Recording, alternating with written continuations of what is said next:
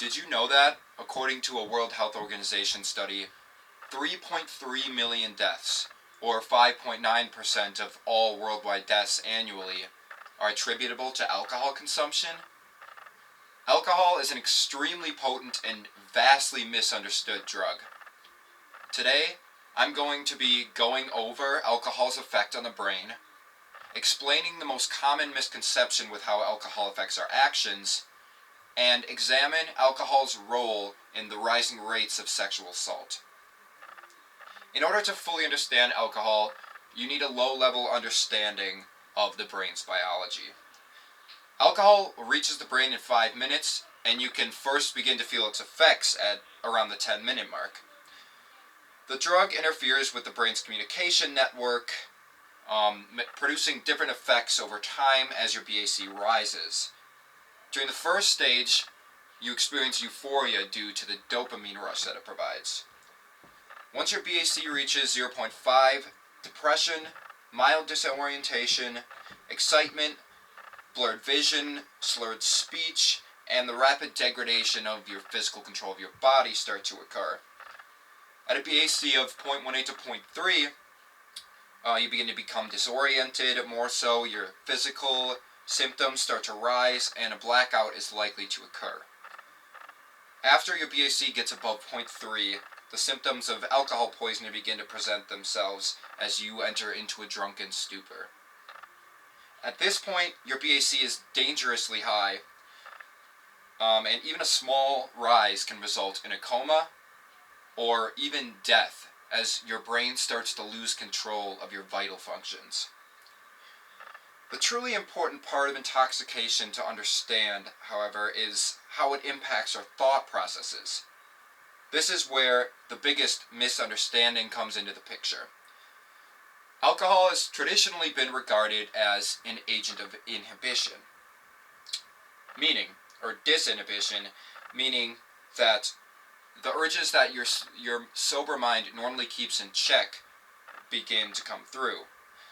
However, in the past decade or so, there has been a radical transformation in the way that we understand the way alcohol affects our actions. Most who study the drug now regard it as an agent of myopia. So what this means is that instead of just simply taking away our inhibitions, alcohol makes our short-term considerations seem far more important and impairs our ability to make long-term judgments. Let me provide an example to make this point a little bit clearer. So let's say two people are about to have intercourse, but they don't have adequate protection on hand. In this situation, a sober-minded individual would be very likely to abstain from sex. They are able to understand the long-term consequences and weigh them against their current desires. However, if those same people were intoxicated, they have lost this ability to consider both their immediate impulses and the potential long-term effects of unprotected sex. Their current mental state, which is most likely sexually aroused, looms far more important in their mind, and therefore they're more likely to engage in this risky act.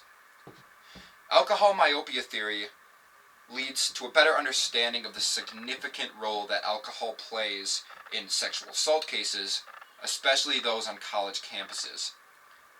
According to the Rape, Abuse, and Incest National Network, 13% of all female college students and 26.4% of all undergraduate female college students have experienced sexual assault before. Over half of these cases involved the consumption of alcohol by either one or both parties. Broken down further, 74% of the perpetrators were consuming alcohol during the incident. Coincidence? I think not. Not only does alcohol severely impair your ability to read and interpret the behavior of others, but also, as stated by the alcohol myopia theory, it makes short-term considerations seem a lot more important in your mind.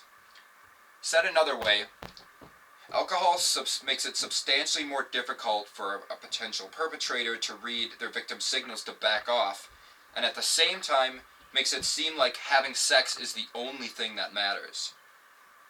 Obviously, this is a dangerous combination. And the worst part of this entire scenario is that most college students are completely oblivious to this fact.